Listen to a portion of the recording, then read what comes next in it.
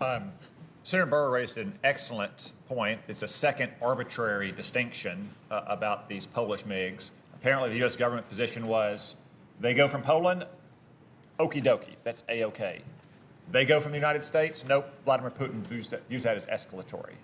I still don't think there's any intelligence to justify that distinction.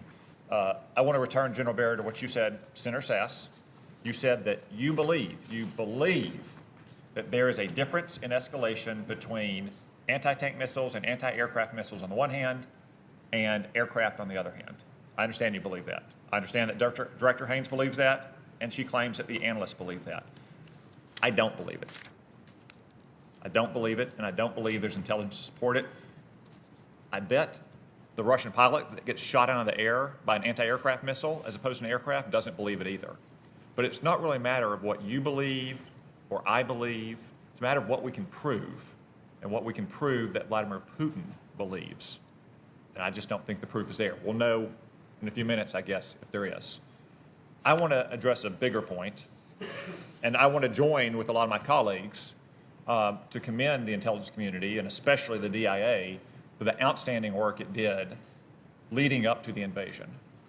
It's the best I've seen the intelligence community perform in my 7 years on the committee, from September until February 24th. Director Haines, you testify that you think Vladimir Putin underestimated the Ukrainians' skill and their will to fight, and he overestimated his own military's ability. Is it fair to say our intelligence community made the same mistakes based on the testimony we've heard here?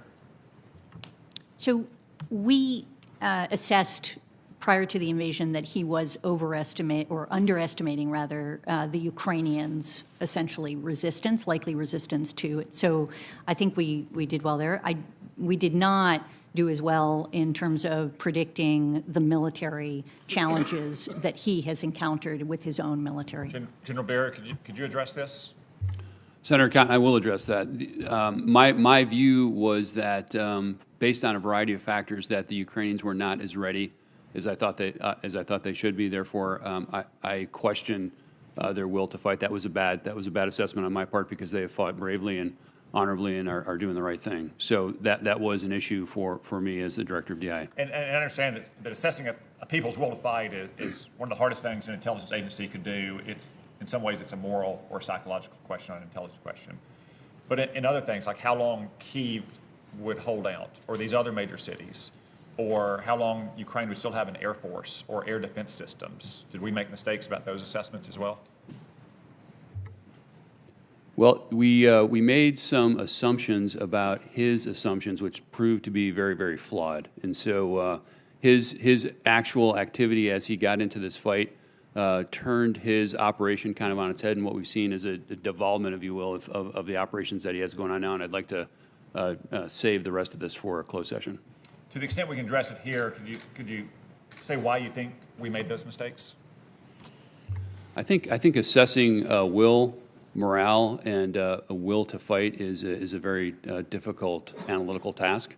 We had different inputs from different organizations, and we at least from my perspective as a director, I did not do as well as I could have. Director Haines, could you give your opinion on why the IC made those mistakes?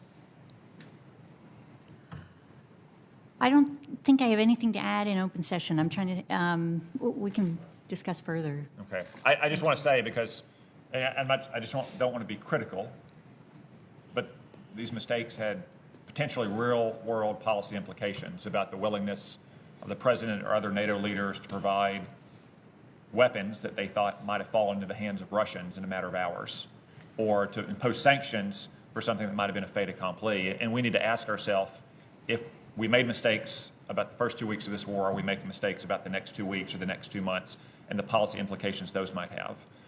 And furthermore, to Richard Burr's point about the use of policy to influence intelligence, I have to say I have concerns that part of the reason the administration went relatively soft on Russia and was hesitant in Ukraine in 2021 is they were relying on Russia to get the bad nuclear deal that Susan Collins was talking about. I have the unavoidable conclusion that influenced part of it. Senator Cornyn.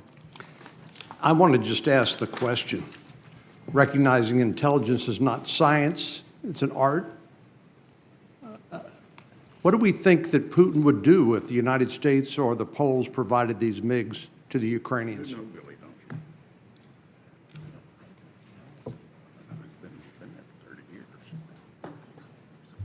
Senator, we have run through a number of scenarios as the escalation ladder continues to unfold. I'd like to answer that question in a closed session. Thank you.